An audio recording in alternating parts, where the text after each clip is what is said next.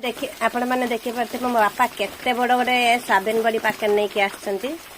बहुत माने 1 किलो ओजन रे गोटे साबिन बड़ी पाकेट नहीं कि आसचंती मो बापा। तो गाइस आज आपण मैंने देखि पारथिबे केते गुड़ाक आज साबिन बड़ी रेसिपी हबो बहुत गुड़ाक आ ये देखि पारथिबे आलूटा को भल कि भाजी आनिबी कहीं आज साबिन बड़ी सोमवार साबिन बड़ी बिना अदा रसुण रेसिपी हबो। ये हूँ आमर बिलाती आ जीरा ताको पेस्ट कर रखी